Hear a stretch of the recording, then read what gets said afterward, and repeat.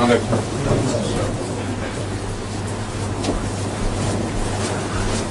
تشریف رکھیں.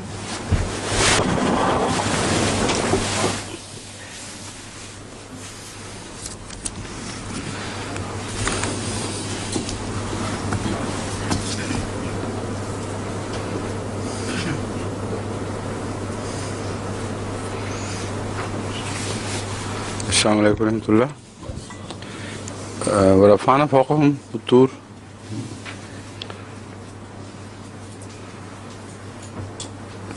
اعوذ باللہ من الشیطان الرجیم. بسم اللہ الرحمن الرحیم. ورفعنا فوقهم الطور بميثاقهم وقلنا لهم ادخلوا الباب سجدا وقلنا لهم لا تعدوا في السبت وأخذنا منهم ميثاقا غليظا فبما نقضهم ميثاقهم وكفرهم بآيات الله وقتلهم الأنبياء بغير حق وقولهم قلوبنا غلف بل طبع الله عليها بكفرهم فلا يؤمنون إلا قليلا وبكفرهم وقولهم على مريم بهتانا عظيما وقولهم إنا قتلنا المسيح عيسى ابن مريم رسول الله وما قتلوه وما صلبوه ولكن شبه لهم وإن الذين اختلفوا فيه لفي شك منه ما لهم به من علم إلا اتباع الظن وما قتلوه يقينا بل رفعه الله إليه وكان الله عزيزا حكيما وَإِن مِّنْ أَهْلِ الْكِتَابِ إِلَّا لَيُؤْمِنَنَّ بِهِ قَبْلَ مَوْتِهِ وَيَوْمَ الْقِيَامَةِ يَكُونُ عَلَيْهِمْ شَهِيدًا فَبِظُلْمٍ مِّنَ الَّذِينَ هَادُوا حَرَّمْنَا عَلَيْهِمْ طَيِّبَاتٍ أُحِلَّتْ لَهُمْ وَبِصَدِّهِمْ عَن سَبِيلِ اللَّهِ كَثِيرًا وَأَخْذِهِمُ الرِّبَا وَقَدْ نُهُوا عَنْهُ وَأَكْلِهِمْ أموال الناس بالباطل وأعتدنا للكافرين منهم عذابا أليما لكن الراسخون في العلم منهم والمؤمنون يؤمنون بما أنزل إليك وما أنزل من قبلك والمقيمين الصلاة والمؤتون الزكاة والمؤمنون بالله واليوم الآخر أولئك سنؤتيهم أجرا عظيما إنا أوحينا إليك كما أوحينا إلى نوح والنبيين من بعده وأوحينا إلى إبراهيم وإسماعيل وإسحاق ويعقوب والأسباط وعيسى وأيوب ويونس وهارون وسليمان وآتينا داود زبورا ورسلا قد قصصناهم عليك من قبل ورسلا لم نقصصهم عليك وكلم الله موسى تكليما رسلا مبشرين ومنذرين لئلا يكون للناس على الله حجة بعد الرسل وكان الله عزيزا حكيما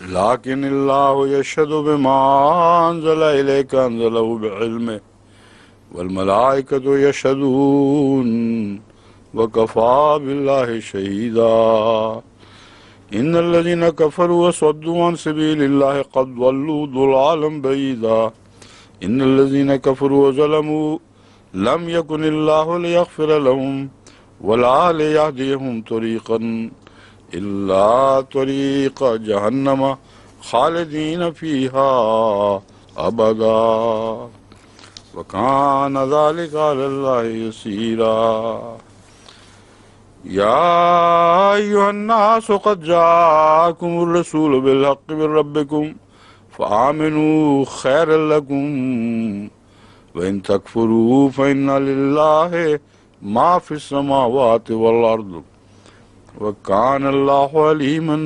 حكيما يا أهل الكتاب لا تغلوا في دينكم ولا تقولوا على الله إلا الحق إنما المسيح عيسى ابن مريم رسول الله وكلمته ألقاها إلى مريم روح منه فآمنوا بالله ورسله ولا تقولوا ثلاثة انتهوا خيرا لكم إنما الله إله واحد سبحانه أن يكون له ولد لم له ما في السماوات وما في الأرض وكفى بالله وكيلا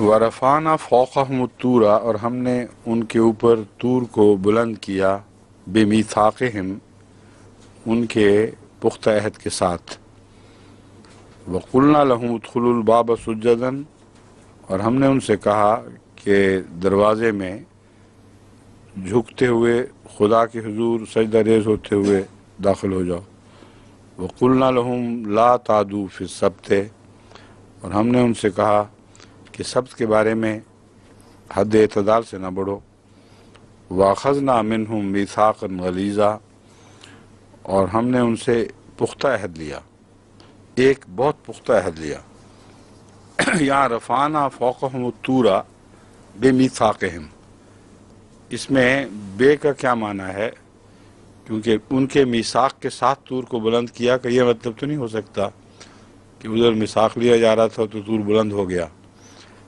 اس کا رفعنا فوقہم میں صرف ظاہری بلندی مراد نہیں بلکہ ان پر گواہ ٹھہرانے کا مضمون ہے بے میثاقہم جب میثاق لیا جا رہا تھا اس وقت طور کی بلندی کو ہم نے ان پر گواہ ٹھہرایا اور اس کی وجہ یہ ہے کہ طور پر خدا تعالیٰ کا جلوہ ہوا تھا اور طور کے ساتھ پہلے نشانات الہیہ کا ایک تعلق قائم ہو چکا ہے اس کے بعد اسی مقدس مقام پر اس گواہ اس میثاق کو عظمت دینے کی خاطر کہ یہاں اللہ تعالیٰ کے نشانات کا ورود ہوا تھا اسی طور کو ان پر بلند کیا یعنی وہ اوپر طور بلند تھا جب وہ میثاق لیا جا رہا تھا ان سے اور اس بات پر طور گواہ بن گیا کہ یہ پختہ عہد ہے اور اس پر تمہیں بہرحال قائم رہنا ہوگا یہ معنی ہے رفعنا فوقہم الطور ان پر ہم نے طور کو بلند کیا میثاق کے وقت جب میثاق لیا جا رہا تھا سجدن مطلب یہ تو نہیں ہے کہ سجدہ کرتے ہوئے اس میں داخل ہو سجدن کا معنی دراصل کامل اطاعت ہے اور یہ سجدہ اطاعت ہے جس کا آدم کے حوالے سے بھی ذکر ملتا ہے اسی طرح حضرت یوسف کے تعلق میں بھی جو سجدے کا اصل مفہوم ہے وہ یہ ہے کہ وہ ان کے تابع کیے جائیں گے ان کے ماتحت کیے جائیں گے اگر یہ مطلب نہ لیں تو حضرت یعقوب علیہ السلام تو پہلے نبی تھے اور حضرت یوسف علیہ السلام نے ان سے فیض پایا تھا تو وہ شامل نہ ہوتے اس سجدے میں خدا تعالیٰ نے جب رویا دکھائی ہے تو ان کو ان کی والدہ کو شامل کرنا بتاتا ہے کہ حضرت یعقوب بھی اس سجدے میں شامل ہیں والدہ کو تو سمجھ آ سکتی ہے حضرت یعقوب کی سمجھ نہیں آتی اگر سجدے سے مراد روحانی اطاعت ہو تو بعض دفعہ دنیاوی اطاعت کے لیے بھی سجدہ آتا ہے اور مراد اطاعت ہے دراصل تو یہاں اللہ کے احکامات کے حضور جھکتے ہوئے خدا کے حضور اپنے آپ کو سپرد کرتے ہوئے پوری اطاعت کی روح کے ساتھ یہ ترجمہ کیا جا سکتا ہے، شہر کے دروازے میں داخل ہو۔ فبما نقضهم میثاقهم وکفرهم بآیات اللہ، پس اس سبب سے کہ انہوں نے اپنے میثاق کو توڑ دیا، اس پختہ عہد کو توڑ دیا اور ہماری اللہ کی آیات کا انکار کر دیا۔ اب کفرہم بآیات اللہ، یہاں وہ طور کے اس جلوے کی طرف اشارہ ملتا ہے کہ طور پر ایک اللہ کے نشانات کا جلوہ ہوا تھا، اور طور کو جب ان پر گواہ ٹھہرایا گیا تو میثاق پر بھی گواہ ہوا، اور وہ جگہ چونکہ اللہ تعالیٰ کی تجلی کی جگہ تھی تو میثاق کے ساتھ ہی وہ جلووں کا بھی احترام ٹوٹ گیا اور کچھ بھی باقی نہ رہا ان کے پاس۔ پھر اگلا دور شروع ہو جاتا ہے فسق و فجور کا، کھلی کھلی بغاوت کا۔ وقتلہم الانبیاء بغیر حق، پھر انہوں نے انبیاء کا قتل ناحق شروع کیا۔ قتل سے مراد یہاں مخالفت ہے، اور تاریخ انبیاء سے ثابت ہے کہ انبیاء کی مخالفت اس حد تک ہوئی کہ گویا ان کے مقصد کو قتل کر دیا گیا، اور جہاں بس چلا ان کے متبعین کو بھی قتل کیا گیا۔ تو یہاں انبیاء کو جب واحد نبی کے طور پر لیتے ہیں تو اس میں پھر مشکلات پیش آتی ہیں، اور سمجھ نہیں آتی کہ قتل کا مضمون مخالفت کے لیے کیوں، قتل کا لفظ مخالفت کے لیے کیوں استعمال ہوتا رہا ہے۔ سیدھا سادہ مخالفت کہہ دیا جاتا تو انبیاء کے متعلق قتل کا شبہ نہ پڑتا۔ تو یہاں جس طرح حضرت آدم کو جب حکم ملا تھا تو ان کے ماتحت وہ سارے جن پر ان کو سرداری عطا کی گئی تھی شامل تھے۔ جب فرشتوں کو حکم ملا تو ان کے تابع ادنا مخلوقات بھی آ گئیں، از جن سے شیطان۔ تو اس لیے انبیاء کو یہاں یوں پڑھنا چاہیے کہ نبیوں کے قتل سے مراد نبی کے مقاصد، نبی کی قوم، اور اس میں ظاہری اور باطنی دونوں قتل شامل ہو جاتے ہیں۔ اس لیے قتل کا لفظ نہایت فصیح و بلیغ ہے یہاں۔ اگر اکیلے نبی کی بات کرتے ہیں تو پھر وہاں قتل کی سمجھ نہیں آتی کہ قتل کیوں ہے، حالانکہ بعض صورتوں میں تو کوئی ایک بھی گواہی نہیں ملتی قطعی، ایک پہلو سے، بعض صورتوں میں ایک پہلو سے۔ حضرت اقدس مسیح موعود علیہ الصلوۃ والسلام نے یہ فرمایا ہے کہ جہاں تک نبیوں کے قتل کا تعلق ہے، ایک بھی قطعی گواہی نہیں کسی نبی کے حق میں بھی کہ وہ قتل ہو گیا ہو۔ اتنی واضح تشریح کے بعد پھر امکانات کو بند نہیں فرمایا آپ نے، امکانات کا دروازہ کھلا ہے، لیکن اب تک مسیح علیہ السلام کے زمانے تک آپ کو کوئی ایک بھی قطعی گواہی ایسی نہ ملی جس سے حتمی طور پر کہا جا سکے کہ یہ نبی قتل ہو گیا ہے۔ حضرت خلیفۃ المسیح اول کا مسلک تھا کہ کوئی نبی قتل ہوا ہی نہیں کبھی۔ اب ان دونوں میں فرق ہے۔ حضرت مسیح علیہ السلام نے اس امکان احتمال کا دروازہ کھلا رکھا اور اتنا صرف فرمایا کہ گواہی کوئی نہیں ملتی، کیونکہ آپ کو یہ شبہ تھا کہ حضرت یحییٰ قتل ہوئے ہیں، اور اس کی وجہ وہ مماثلتیں تھیں۔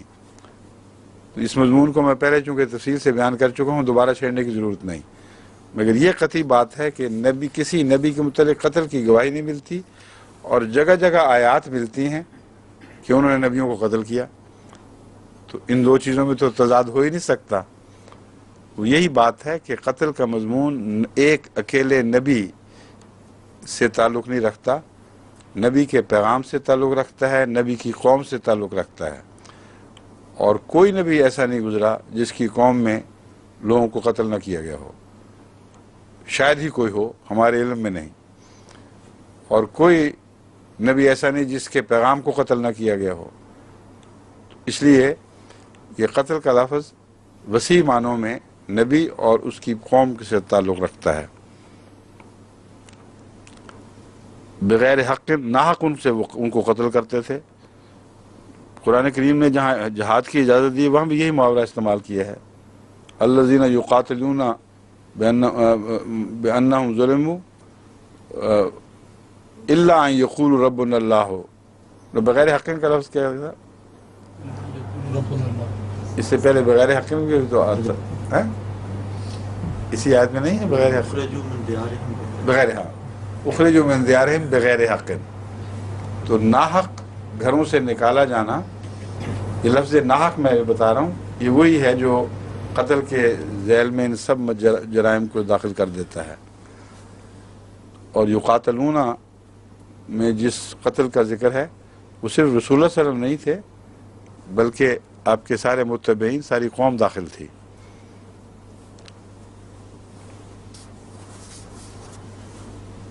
یہ انبیاء کا قتل، پہلے دو حصے جو ہیں ان کا میثاق اور طور کی فوقیت کے ساتھ تعلق ہے، فَبِمَا نَقْضِهِمْ مِيثَاقَهُمْ وَكُفْرِهِمْ بِآيَاتِ اللَّهِ، جب میثاق ہی ٹوٹ گیا اور آیات کا انکار ہو گیا، آیات سے کا احترام باقی نہیں رہا، تو پھر یہ ہونا لازم ہے۔ پھر اس کے بعد جب بھی انبیاء آتے ہیں تو ایسے لوگ ان کی اور ان کی قوم کی مخالفت میں کوئی دقیقہ اٹھا نہیں رکھتے، اور پھر کیا ہوتا ہے، وَقَوْلِهِمْ قُلُوبُنَا غُلْفٌ، یہاں تک مرض بڑھ جاتا ہے، کہتے ہیں ہمارے دل تو پردے ہیں۔ پردے میں نہیں فرمایا اللہ تعالیٰ نے، ان کی طرف منسوب نہیں کیا، بلکہ یہ فرمایا وہ کہتے ہیں ہمارے دل پردے ہیں، مطلب ہے کہ کچھ مجسم پردہ بن چکے ہیں۔ جس طرح پیاز پردہ ہی پردہ ہوتا ہے، ایک پردہ چھیلو گے تو پھر پردہ ہی نکلے گا، وہ کہتے ہیں ہمارے دل میں تو سمجھ فہم کے لیے کوئی بھی رستہ باقی نہیں رہا، ایک پردہ اتارو گے تو پھر آگے پردہ ہی نکلے گا، تو ہمارے دل پردے ہیں۔ بل طبع اللہ علیہم بکفرہم، بلکہ یہ کہنا زیادہ موزوں ہے کہ اللہ نے ان کے کفر کی وجہ سے ان پر مہر لگا رکھی ہے۔ فلا یؤمنون الا قلیلا، پس وہ ہرگز ایمان نہیں لائیں گے مگر تھوڑے۔ یہاں یؤمنون کا جو اشارہ ہے وہ ان لوگوں کی طرف نہیں ہے جن پر مہر لگا رکھی ہے، بلکہ اس ساری قوم پر کی طرف عموماً اشارہ ہے۔ جن کے دلوں پر مہر لگتی ہے ان کے میں سے ہر ایک کے دل پر نہیں لگا کرتی، یہ مضمون ہے، کیونکہ اگر مہر لگ چکی ہوتی تو سوال ہی نہیں تھا کہ ان میں سے کوئی ایمان لے کے آتا۔ حضرت موسیٰ کے قوم کے وہ لوگ جب بگڑ گئے اس وقت ان کی یہ حالت ہوئی پھر کہ ان میں ایمان لانے کی صلاحیت باقی نہیں رہی مگر تھوڑے۔ چنانچہ حضرت مسیح جب ظاہر ہوئے ہیں اس وقت اس آیت کا اطلاق بہت کھلا کھلا واضح طور پر سامنے آ گیا۔ یہ وہ لوگ جن کا ذکر چل رہا ہے، انہوں نے حضرت مسیح کو قبول تو کیا مگر بہت تھوڑی تعداد میں، اور بعد میں بھاری اکثریت مسیح کو ماننے والوں کی غیر قوموں سے آئی ہے۔ تو ان کے دلوں پر یہ کہنا زیادہ، بلکہ یہ کہنا زیادہ موزوں ہوگا کہ اللہ نے ان کے کفر کی وجہ سے ان کے دلوں پر مہر لگا دی ہے۔ فلا یؤمنون الا قلیلا، پس چند ایک کے سوا وہ ایمان نہیں لائیں گے۔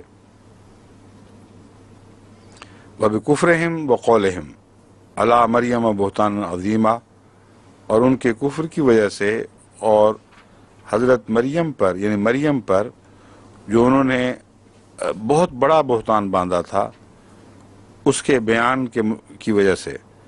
قولہم علی مریم بہتان عظیما،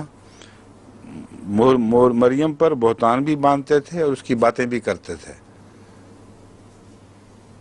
وبکفرہم کے بعد یہ نہیں فرمایا وہ بہتان علی مریم عظیما، بلکہ یہ فرمایا وہ قولہم علی مریم، اور مریم کے متعلق جو وہ باتیں کرتے تھے وہ کیا تھیں؟ بہتانا عظیما، وہ بہت بڑا بہتان تھا جو وہ باندھتے تھے۔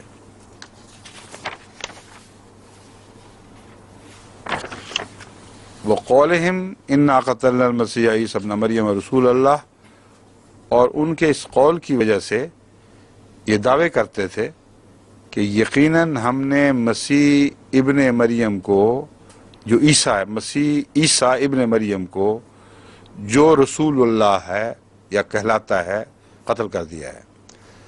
تو یہ جو فقرہ ہے مسیح عیسیٰ ابن مریم اور رسول اللہ، یہ اتنا حصہ انورٹڈ کاماز میں ہے۔ تان کے طور پر وہ کہتے تھے کہ یہ جو بنا پھرتا ہے مسیح، جو اپنے آپ کو رسول اللہ کہتا ہے، اسے ہم نے قتل کر دیا ہے۔ تو اس دعوے کا اس پہلے بہتان سے بہت گہرا تعلق ہے کہ حضرت مریم نے ایک ایسا بیٹا جنا جو ناجائز تھا۔ یہ تھا الزام۔ اگلا الزام یہ بیان فرمایا کہ اس مسیح کو جو مریم کا بیٹا تھا، جو مسیح بنتا پھرتا ہے اور رسول اللہ بنتا پھرتا ہے، اس کو ہم نے قتل کر دیا۔ اس آیت کی تفصیل کچھ اور بعد میں ترجمے کے بعد بیان کروں گا، کیونکہ اس میں واپس آنا پڑے گا، کیونکہ اکثر زیر بحث آنے والی آیت ہے۔ وَمَا قَتَلُوهُ وَمَا صَلَبُوهُ، حالانکہ نہ اسے وہ قتل کر سکے نہ صلیب دے سکے، وَلَٰكِن شُبِّهَ لَهُمْ، لیکن ان پر حالت مشتبہ ہو گئی۔ وَإِنَّ الَّذِينَ اخْتَلَفُوا فِيهِ، اور یقیناً وہ لوگ جنہوں نے اس بارے میں اختلاف کیا ہے، لفی شک منہ، دراصل شک میں مبتلا ہیں۔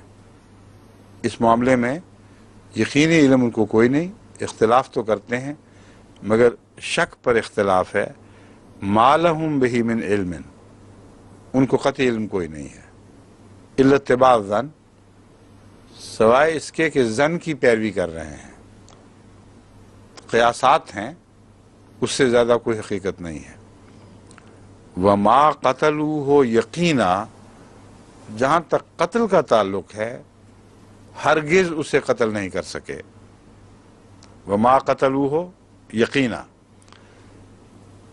اس معاملے میں جو ہمارے بعض علماء سلسلہ تھے ان سے اس وقت بھی میرا ترجمے میں کچھ اختلاف رہا ہے۔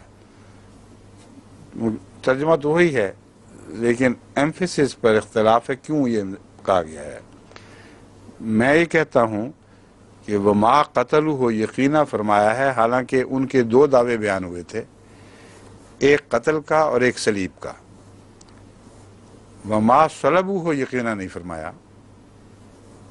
یہ فرق ہے جو بتاتا ہے کہ صلیب پر چڑھائے ضرور گئے ہیں مگر صلیب کے نتیجے میں قتل نہیں کیے جا سکے۔ اور پہلا دعویٰ بھی یہی تھا، وَقَوْلِهِمْ إِنَّا قَتَلْنَا الْمَسِيحَ عِيسَىٰ ابْنَ مَرْيَمَ، وہاں صلیب کا بھی دعویٰ کوئی نہیں۔ تو صلیب ایک ذریعہ قتل کے طور پر ضمناً بیان ہوئی ہے، جو فی ذات ہی مقصود نہیں ہے۔ مقصود یہ تھا کہ ایک شخص کو لٹکا کر مار دیا جائے، اور جب تک لٹکا کر مرنا ثابت نہ ہو ان کی بات پوری نہیں ہوتی، ان کے بد ارادے پائے تکمیل کو نہیں پہنچ سکتے۔ اس لیے ذریعہ قتل کا بیان کرنا ضروری تھا، کس ذریعے سے قتل کی کوشش کی گئی، مگر نتیجے کی نفی فرما دی گئی، جس سے اس کا مطلب یہ ہے کہ صلیب پر چڑھانے کی نفی نہیں ہے، صلیب پر چڑھا کر مار دینے کی نفی ہے۔ تو دونوں کناروں پر قطعی ثبوت موجود ہیں۔ پہلے ان کے دعوے میں کہیں ذکر نہیں فرمایا کہ ہم نے مسیح کو صلیب کر دے دی، ان کے آخری نتیجے میں یہ نہیں فرمایا وما صلبوہ یقینا، بلکہ فرمایا وما قتلوہ یقینا۔ یہ دو باتیں بڑی اہم ہیں جو پیش نظر رکھیں۔ اب یہ استدلال کیا بنتا ہے؟ خدا تعالیٰ نے حضرت مریم کے اوپر الزام کے ساتھ ان کے قتل کے دعوے کو کیوں باندھا ہے، اکٹھا کیوں بیان فرمایا ہے؟ بات یہ ہے کہ یہودیوں نے حضرت مسیح کے خلاف ایک ایسی گھناؤنی سازش کی کہ پہلے کبھی کسی نبی کے متعلق ایسی خطرناک سازش نہیں کی گئی۔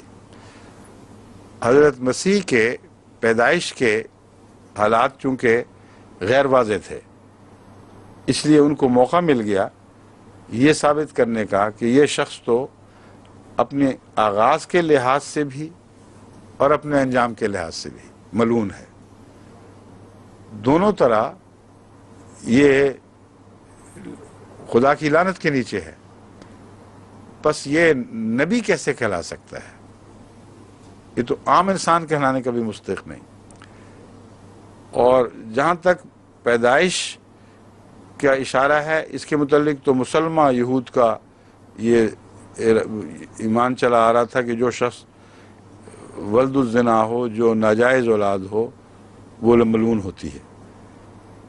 اور دوسری طرف بائبل میں یہ ایک پیشگوئی تھی کہ اگر کوئی جھوٹا دعوے دار ہو کہ خدا مجھ سے کلام کرتا ہے، اس کے پیغمبر ہونے کا دعوے دار ہو، تو اس کو لکڑی پر، درخت پر لٹکا کر مارا جائے گا. اگر وہ مر جاتا ہے تو پھر اس کا قطعاً جھوٹا ہونا ثابت ہو جائے گا، کیونکہ جو جھوٹا ہے وہی مارا جاتا ہے، سچا لٹکے ہوئے نہیں مارا جائے گا.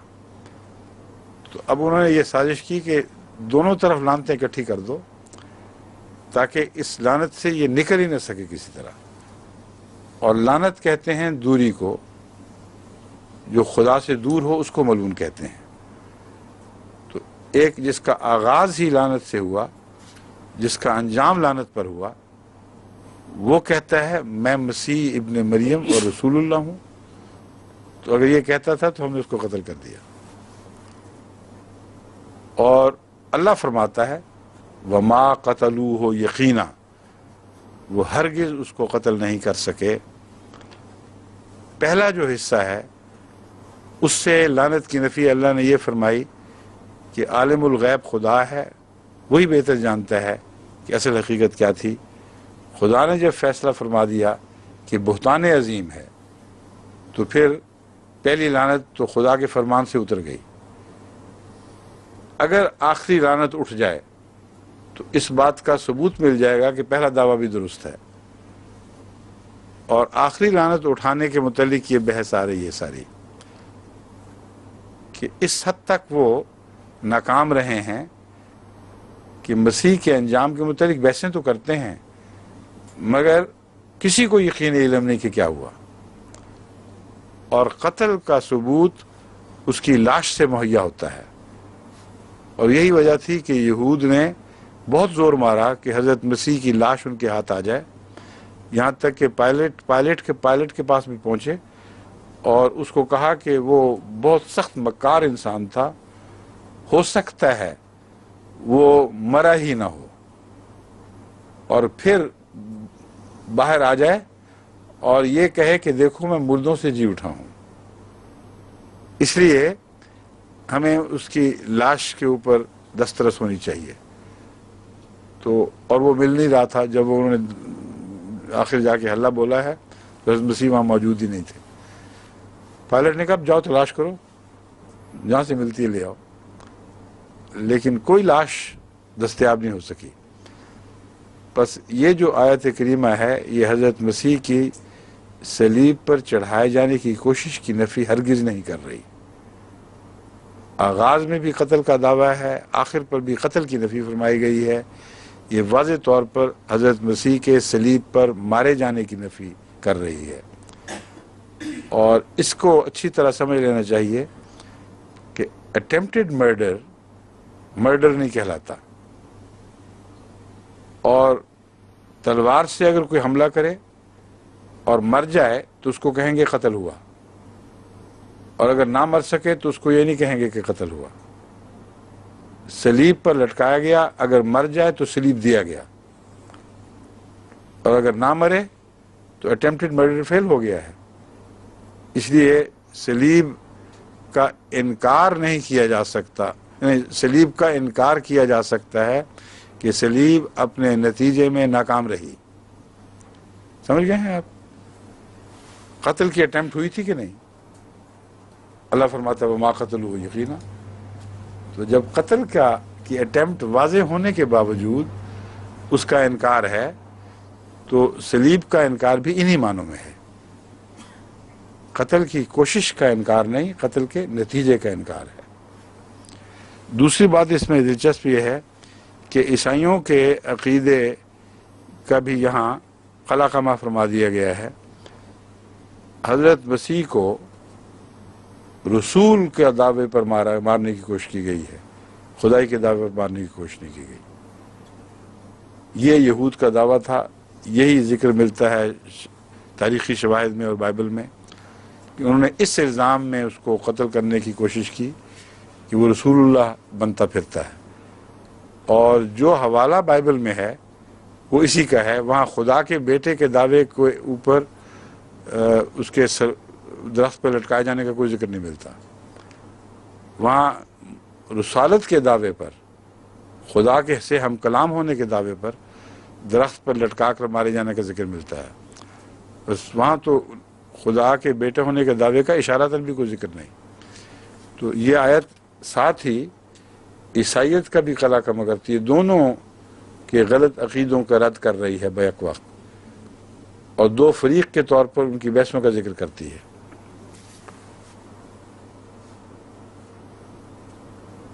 اب شبہ لہم کا ترجمہ،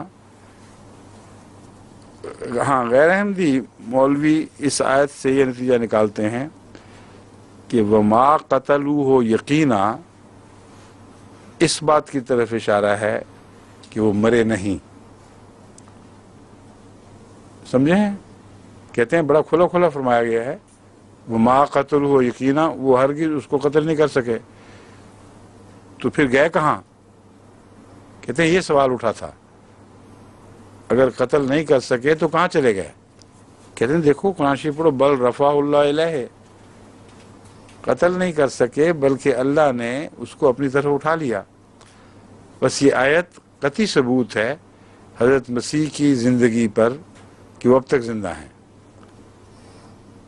وہ قتل نہیں ہوئے اور اللہ نے ان کا رفع کر دیا، اس لیے یقیناً وہ زندہ ہیں۔ وَكَانَ اللَّهُ عَزِيزًا حَكِيمًا، اللہ اس بات کا طاقت رکھتا ہے، وہ غلبہ رکھتا ہے ہر چیز پر، اور حکمت بھی رکھتا ہے۔ یہ حکمت والے حصے پر تھوڑا سا بدکتے ہوں گے وہ، کیونکہ یہ جو طریق خدا کی طرف منسوب کر رہے ہیں وہ حکمت سے خالی ہے۔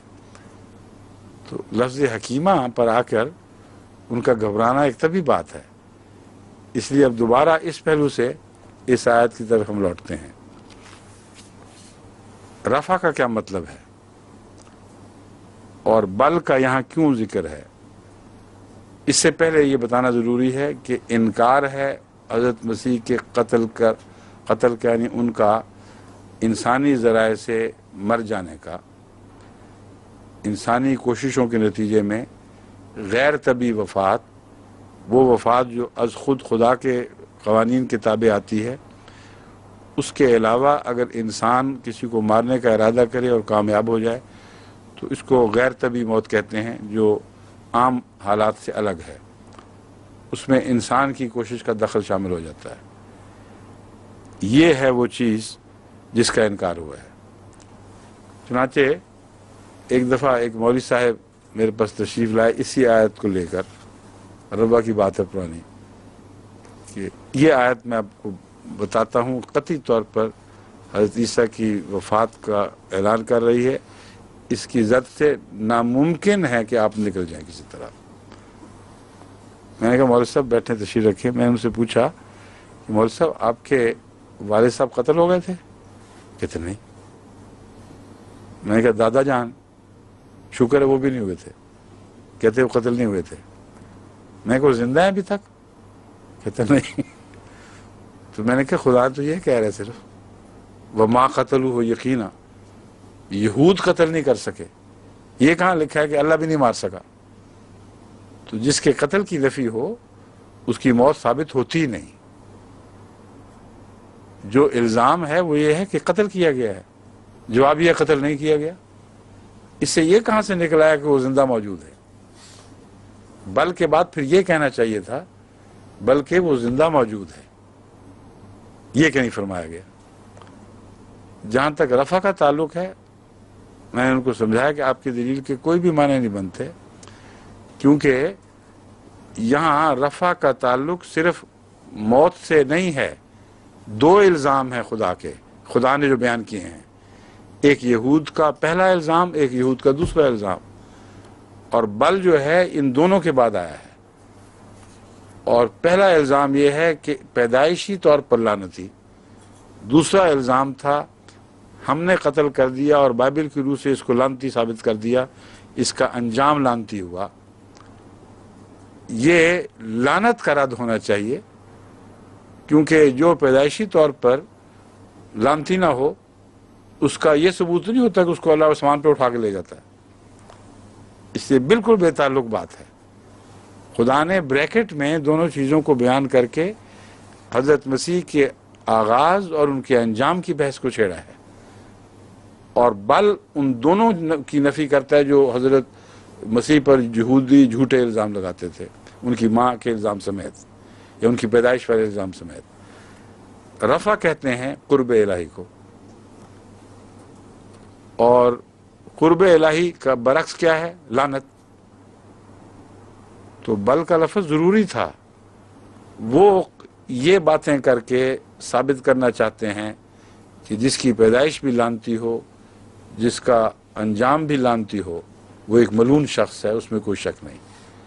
اللہ فرماتا ہے پیدائش کے مطابق ہمیں اعلان کر دیا کہ تم جھوٹ بولتے ہو، مگر کوئی دنیاوی گواہی تو کوئی نہیں بن سکتی، لیکن قتل کے متعلق ہم چیلنج کر رہے ہیں کہ تم جھوٹے ہو، اور دنیاوی گواہی بھی اس بات پر قطعی ہے کہ تم جھوٹ بول رہے ہو۔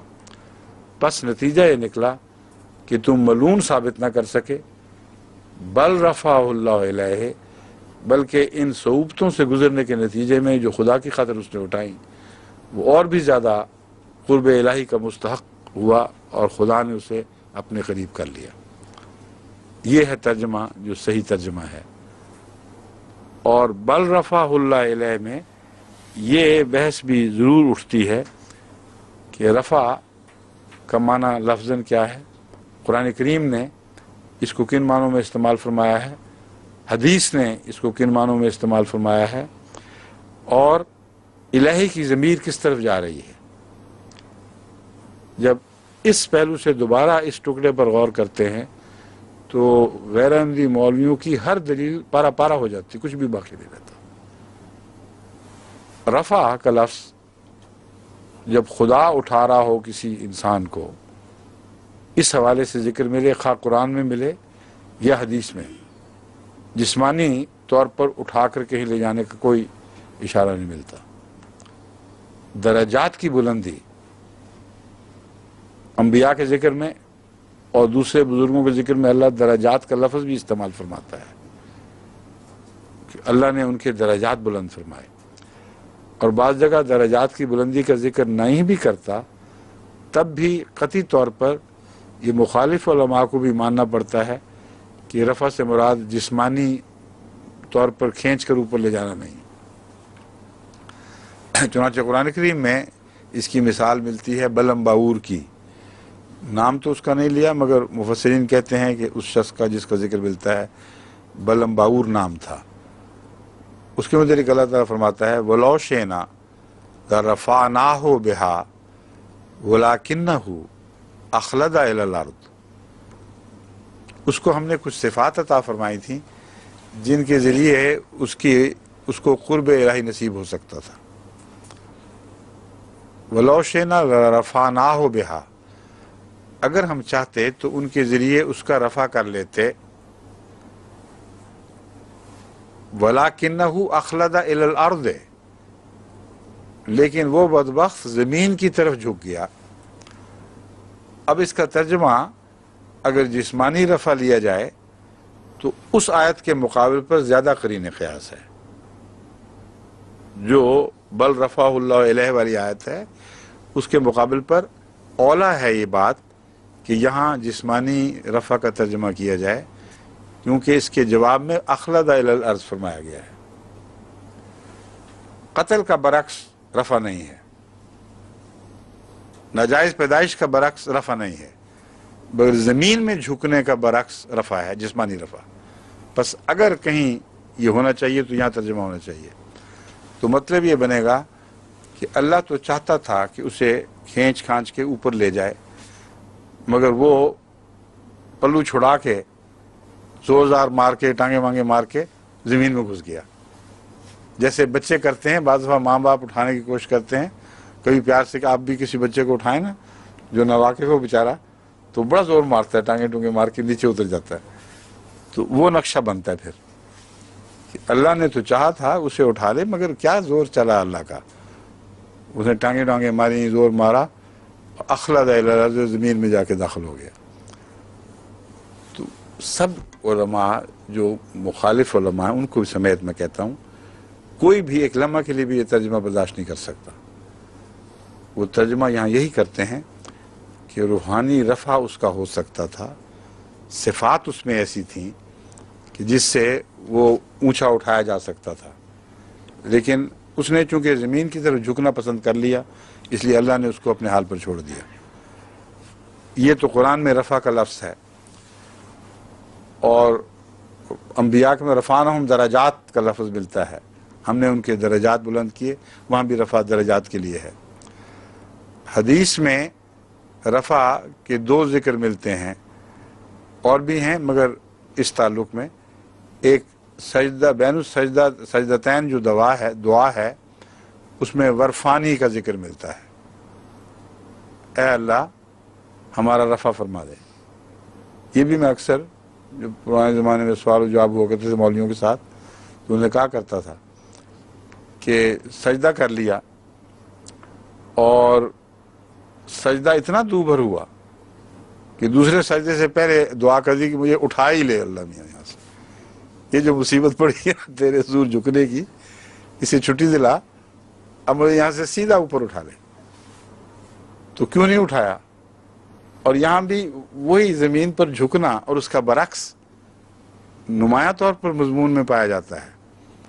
اس لیے اگر جسمانی ترجمہ کرنا ہے تو یہاں کیا جائے پھر کہ اللہ ایک دفعہ تو میں نے سجدہ لگا دی، ٹیک دیا تجھے، لیکن اب تو بہتر یہی ہے کہ اٹھا ہی لے، چھٹی کر میری. کس کی دعا قبول ہوئی ہے؟ ظاہری ترجمہ کرتے ہو تو کس کی ہوئی ہے؟ کون ایسا مسلمان ہے محمد رسول اللہ علیہ وسلم کے زمانے سے آج تک جس کو دوسرے سجدے سے پہلے خدا نے اٹھا لیا ہو؟ مولویوں کے نزدیک کسی کی قبول نہیں ہوئی، کیونکہ رفع کے ظاہری ترجمے پہ زور دیتے ہیں. احمدیوں کے نزدیک ہر نیک بندے کی دعا قبول ہوئی، سب سے بڑھ کر رسول اللہ صلی اللہ علیہ وسلم کی، کیونکہ اس کی تشریح خود رسول اللہ صلی اللہ علیہ وسلم نے ایک اور جگہ فرما دی ہے، وَإِذَا تَوَاضَعَ الْعَبْدُ رَفَعَهُ اللَّهُ بِسِلْسِلَةٍ إِلَى السَّمَاءِ السَّابِعِ. فرماتے ہیں جب خدا کا بندہ اس کے حضور جھکتا ہے، انکساری اختیار کر، سجدہ انکساری نہیں تو اور کیا ہے؟ زمین پہ ماتھا ٹیک دینا، اگر یہ انکساری نہیں تو اور انکساری کس کو کہتے ہیں؟ اسی طرف اشارہ ہے.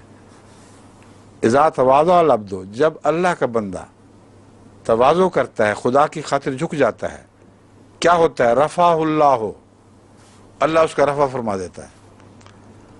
اب اگر ظاہری معنی کرنا ہے تو اس آیت، اس حدیث سے زیادہ ظاہری معنی کسی اور مضمون پہ صادق آ ہی نہیں سکتا.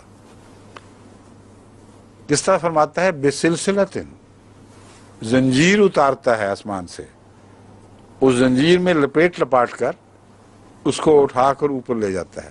کہاں تک؟ اپنی طرف نہیں، الی السماء السابع، 7ویں آسمان پر جا کر چھوڑتا ہے اس کو، یا 7ویں آسمان کی طرف لے جاتا ہے. کسی کو کہیں ڈراپ کر دیا، کسی کو کہیں ڈراپ کر دیا.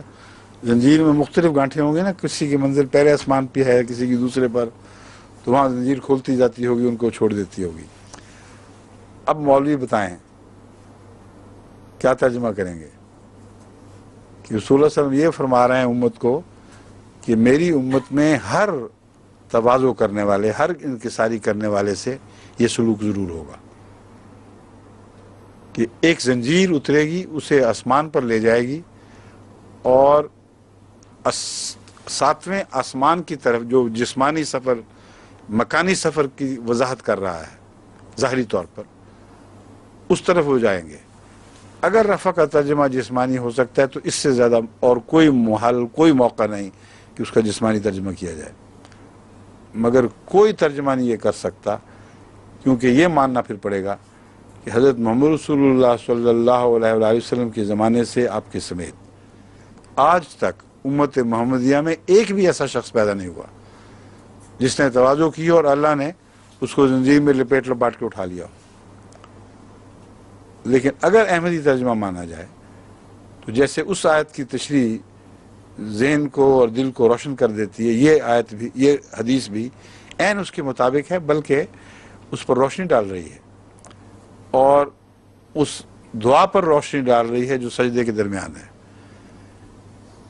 زنجیر سے مراد سلسلہ ہے، اور مختلف انسان مختلف حد تک ترقی کی صلاحیت رکھتے ہیں۔ ان کا انکسار یہ بتائے گا کہ ان کی زنجیر ان کو کہاں لے کے جائے گی، پہلے آسمان پہ چھوڑ دے گی یا آخری تک پہنچائے گی۔ بس ہر وہ شخص جو خدا کے حضور جھکتا ہے، ہر مومن، آج تک عرب ہا عرب ایسے گزر چکے ہیں جن کو اس زنجیر نے کچھ نہ کچھ اٹھایا ضرور ہے، لیکن روحانی رفع کیا ہے، جسمانی رفع نہیں کیا۔ یہ عام مضمون ہے جو اس آیت کے اس ٹکڑے کے جواب میں آپ لوگوں کو اچھی طرح یاد ہونا چاہیے، کیونکہ مولوی اکثر اسی کا عذر رکھ کر مسیح کی زندگی ثابت کرنے کی کوشش کرتے ہیں، اور مسیح کا رفع بھی ساتھ ہی کہتے ہیں، اسی آیت سے دونوں چلو فائدے اٹھا لو۔ مرا بھی نہیں اور چلا کہاں گیا، آسمان پہ چڑھ گیا۔ اب اگلا حصہ واپس اس آیت پہ آتے ہیں، بل رفعہ اللہ الیہ۔ اگر رفع کا مطلب جسم سمیت اٹھانا کر بھی لو، جو ثابت کر چکا ہوں نہیں کر سکتے، ناممکن ہے۔ اللہ جب رفع کرتا ہے بندوں کا تو جسمانی طور پر اس طرح اٹھاتا نہیں، قرآن حدیث سے ثابت ہے۔ اگر کر بھی لو تو یہ پھر دیکھنا کدھر گئے۔ متواضع بندے تو 7ویں آسمان کی طرف جاتے ہیں، حضرت مسیح کدھر گئے؟ اللہ، الہ کا مطلب ہے اللہ کی طرف۔ تو اب وہ اللہ کی طرف ڈھونڈنی پڑے گی۔ جب تک اللہ کی طرف نہ ڈھونڈی جائے اس وقت تک حضرت مسیح کے جسم کو حرکت ہو ہی نہیں سکتی۔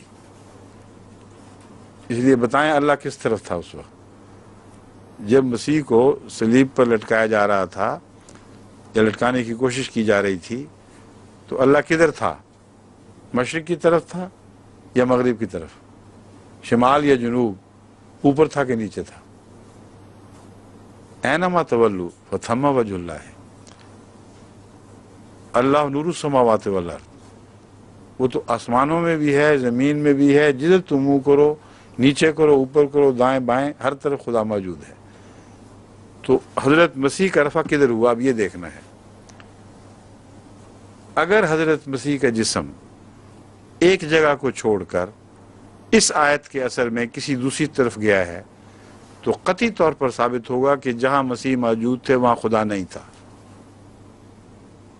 تو اس کا ملعون ہونا تو ثابت ہو گیا، الٹی بات ہو گئی۔ جہاں مسیح تھے وہاں تھے جہاں خدا نہیں تھا، اور جہاں خدا نہ ہو وہی لعنت کی حالت ہے،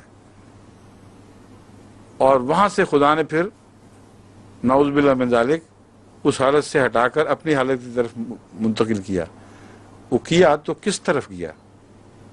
صرف مسیح والی جگہ خدا سے خالی نہیں ہوئی، ہر دوسری جگہ خدا سے خالی ہو گئی، کیونکہ اگر خدا وہاں تھا، باقی سمتوں میں تھا، تو عقلی سوال اٹھتا ہے کہ ادھر کیوں نہیں گیا، ادھر کیوں نہیں گیا، ادھر کیوں نہیں گیا، اس طرف کیوں نکل گیا؟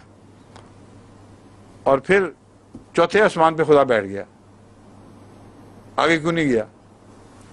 الہے میں خدا کی سمت تو 7ویں سے بھی اوپر ہے، کیونکہ رسول اللہ علیہ وسلم کے معراج میں 7ویں آسمان کے بعد کا سفر بھی رسول اللہ علیہ وسلم کا خدا کی طرف جاری رہتا ہے۔ روحانی معنوں میں تو ایک لامتناہی مضمون ہے، مگر یہ جسمانی بات کرتے ہیں تو آسمان کی طرف انہوں نے جو فرضی بنایا ہوا نا آسمان، اس طرف کہتے ہیں گیا، ادھر گیا تو پھر خدا ادھر ہی ہوگا نا۔ اس وقت خدا ان کے نزدیک نہ وہاں تھا جہاں حضرت مسیح موجود تھے، نہ چوتھے سے نیچے نیچے کہیں تھا، چوتھے پہ بیٹھا ہوا کچھ کر رہا تھا، کیونکہ چوتھے آسمان پر اٹھا کے اللہ لے گیا ہے، اور اوپر بھی نہیں تھا۔ اگر اوپر ہوتا تو حرکت بند کیوں ہوئی؟ اس کا مطلب رفع نامکمل ہو گیا، اٹھایا بھی تو بیکار، بیچ میں چھوڑ کر ابینڈن کر دیا اس کو۔ تو ظاہری ترجمہ جو مرضی یہ کر لیں، کسی پہلو سے بیٹھ ہی نہیں سکتا صحیح، ہر پہلو سے عقل اس ترجمے کو رد کرتی ہے، اس میں کوئی ذرہ بھر بھی قابل قبول بات نہیں رہتی۔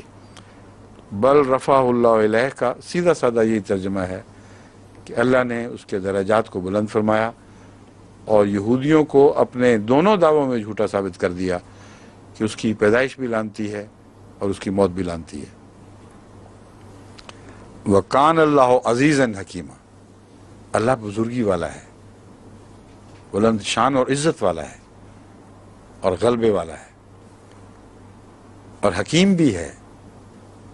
یاد رکھنا، قادر تو ہے مگر بے حکمت بات نہیں کرتا۔ تو یہ جو منسوب کر رہے ہیں خدا تعالیٰ کی طرف حرکت، یہ حکمت سے آ رہی ہے۔ یہ پہلو بھی جماعت کے حق میں ایک بڑی بھاری دلیل ہے کہ خالی عزیزاً یا قدیراً نہیں فرمایا بلکہ حکیماً فرما دیا ہے۔ اور جو یہ منسوب کرتے ہیں کہانی حضرت مسیح کی طرف اور واقعہ صلیب کی طرف، وہ کلیتاً حکمت سے خالی ہے۔ ان کا سیناریو جس کو انگریزی میں کہتے ہیں تناظر، وہ یہ ہے کہ اللہ تعالیٰ نے حضرت مسیح کو صلیب پر چڑھنے ہی سے بچا لیا۔ اب چڑھنے سے بچا لیا، کس طرح بچایا؟ وہ کہتے ہیں ایک یہودی کو مسیح کی شکل دی گئی، نعوذ باللہ من ذالک، اور ایسا مکمل مسیح بنا دیا گیا اس کا، اس کو آپ بھی نہیں پتا تھا کہ میں مسیح نہیں ہوں، اور شکل بھی اور روح بھی اس کی بالکل مسیح کی ہو گئی۔ چنانچہ فرشتے اترے، انہوں نے آسمان پہ چھت کھودی، مغورچہ بنایا ہے، یعنی ایک کھلا سوراخ کیا، اس کو مولوی مغورچہ کہتے ہیں۔ تو مغورچہ بنایا، اس میں سے نیچے اتارا اس جھوٹے مسیح کو، نعوذ باللہ من ذالک، اس کو اتارا، اصلی مسیح کو اٹھایا اور اوپر چڑھے، ان کو ذرا ایک منٹ ہے نا، ہم چھت بند کر لیں۔ پھر انہوں نے اس کی مرمت کی مکمل، یہاں تک کہ کسی کو کوئی شبہ نہیں پڑا رہا کہ یہاں سوراخ ہوا کرتا تھا، مکمل اسی طرح چھت۔ پھر مسیح کو لیا، اوپر اڑ گئے۔ کہاں جا کے چھوڑا؟ چوتھے آسمان پہ۔ اللہ کے بچانے کی ترکیب، یہ حکمت جو ہے یہ مولوی کو تو زیب دیتی ہے، خدا کو تو بالکل زیب نہیں دیتی۔ اس لیے یہ حکمت سے آ رہی ہے، ایک ساری سکیم ہی حکمت سے آ رہی ہے۔ حد سے زیادہ جاہلانہ سکیم بنتی ہے اگر اس کو ظاہری طور پر مانا جائے۔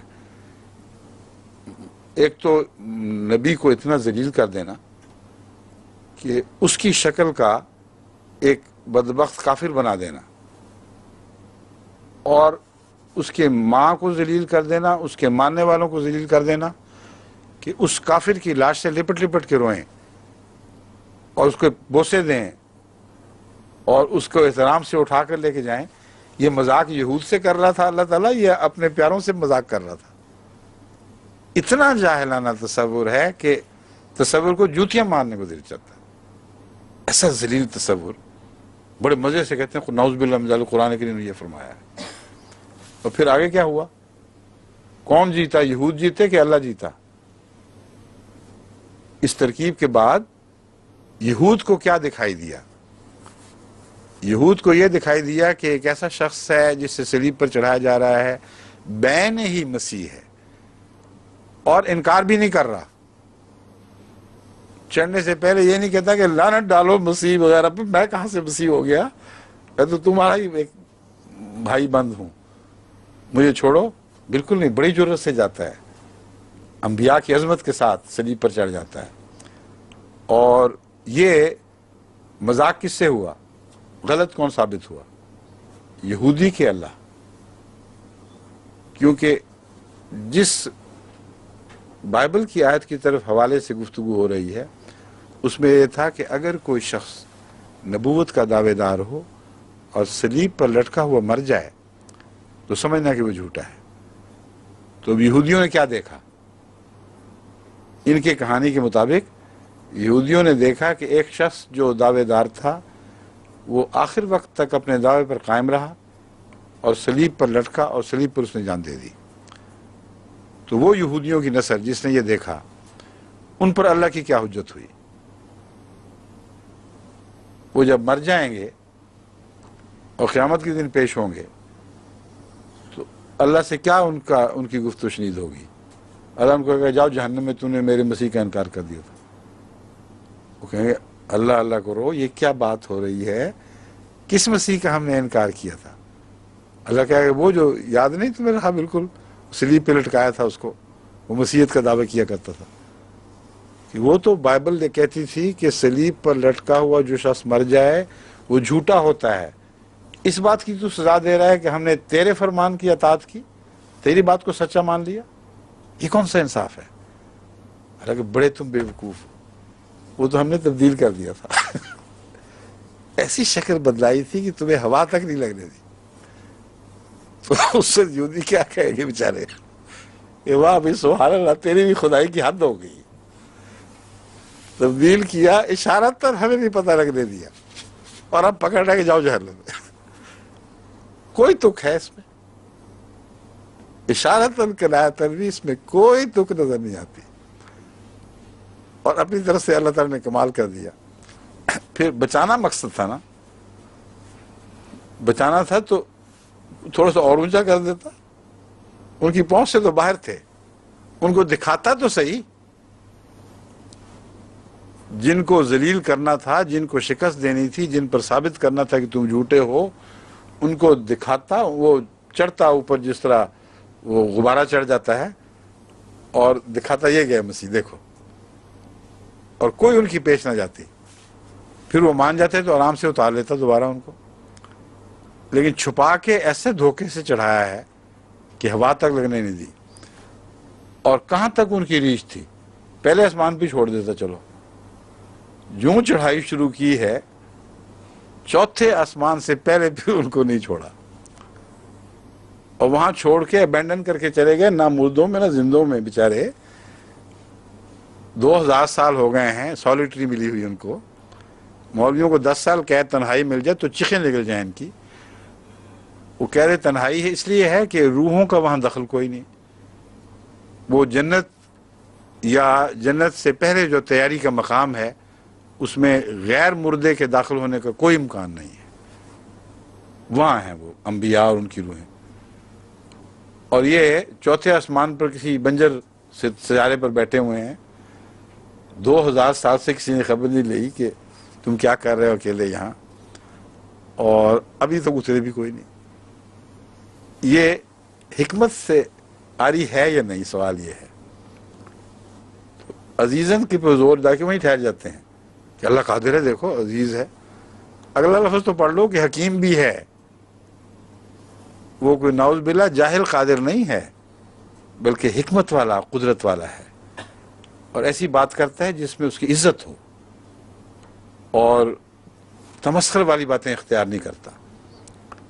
تو یہ وہ آیت ہے جو یہودیوں آج کل کے مولویوں کے مسلک کی تائید کے بجائے ان کے مسلک کے پرزے اڑا دیتی ہے۔ اس لیے سب سے اہم دلیل مولویوں کے خلاف یہ آیت ہے جس سے وہ غلط استنباط کی کوشش کرتے ہیں، اور اس سے اگلی آیت بھی وہ ہے جس سے وہ غلط استعمال کرنے کی کوشش کرتے ہیں، وہ ہے وَإِن مِّنْ أَهْلِ الْكِتَابِ إِلَّا لَيُؤْمِنَنَّ بِهِ قَبْلَ مَوْتِهِ، اہل کتاب میں سے ایک بھی نہیں مگر اس کی موت سے پہلے یا اپنی موت سے پہلے اس پر ایمان لے آئے گا۔ وَيَوْمَ الْقِيَامَةِ يَكُونُ عَلَيْهِمْ شَهِيدًا، اور قیامت کے دن وہ ان پر گواہ بنے گا، ان پر گواہ بن کر اٹھے گا کہ یہ کون لوگ تھے اور کیسے تھے۔ جو ایمان لائیں گے ان کے حق میں گواہ ہوگا، ظاہر بات ہے۔ وہ یوم القیامت یکون علیہم شہیدہ، قیامت کے دن ان پر گواہ ہو جائے گا کہ ہاں یہ مرنے سے پہلے ایمان لے آئے تھے۔ اب اس آیت میں سوال یہ ہے کہ کس کے مرنے سے پہلے کون ایمان لایا؟ یہ جو ضمیر ہے من یوم ننبہ قبل موت ہی سے کیا مراد یہ ہے؟ ایک ترجمہ یہ ہو سکتا ہے اہل کتاب میں سے کوئی بھی ایسا نہیں مگر وہ اپنی موت سے پہلے مسیح پر ضرور ایمان لے آئے گا. ٹھیک ہے؟ اس صورت میں مسیح زندہ ہو یا نہ ہو اس سے کوئی تعلق نہیں ہے. اس کا مطلب یہ ہے کہ وہ جو اہل کتاب اس وقت موجود تھے ان میں سے ایک بھی ایسا نہیں ہے جو اس واقعہ صلیب کے بعد دراصل اس پر ایمان لانے پر مجبور نہ ہو، کیونکہ وہ دیکھ لیں گے کہ ہمارے ہاتھ سے نکل گیا، وہ دیکھ لیں گے کہ ہم اس کو لعنتی موت دینے میں ناکام رہے. اس پہلو سے من اہل الکتاب، اہل کتاب میں سے ایک بھی نہیں مگر لیؤمنن بہ قبل موت ہی، اپنی موت سے پہلے وہ اس پر ایمان لے آئے گا. یہ اگر ترجمہ کیا جائے تو اس پہ کوئی ظاہری باطنی اعتراض وارد نہیں ہوتا، صرف یہ اعتراض اٹھتا ہے کہ دعویٰ ہے ایک جس کی حقیقت کا ہمیں علم نہیں.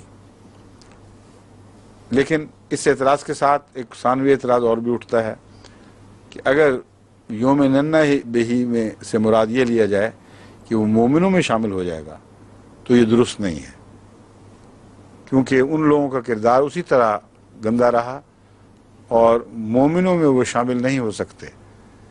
اس لیے یومنن بہ کا یہ ترجمہ اگر کیا جائے تو صرف اس حد تک کیا جا سکے گا کہ جیسے شیطان کے وجود کے متعلق ہمیں ایمان ہے کہ خدا نے فرمایا تو ہے، لیکن اس پر ان معنوں میں ایمان نہیں لاتے کہ اس کی پیروی کریں. تو یہاں ایمان کا مطلب صرف اتنا لیا جائے گا کہ وہ اس پر اس حد تک ایمان ضرور لے آئے گا کہ وہ سچا نکلا، ہم جھوٹے نکلے، ہم ناکام رہے اس کو مارنے پر، اور اس حقیقت کا اعتراف ان کو کرنا پڑے گا. یہ گواہی ملتی ہے کہ یہود کے دل میں یہ آگ سی لگ گئی تھی کہ ہم اس شخص کو مارنے میں ناکام رہے ہیں. بس وہ سارے جو موقع کے گواہ تھے وہ اپنی موت سے پہلے دن بدن اس بات کے قائل ہوتے چلے جائیں گے کہ ہم ناکام رہے ہیں اس کو سولی پر چڑھا کر مارنے میں.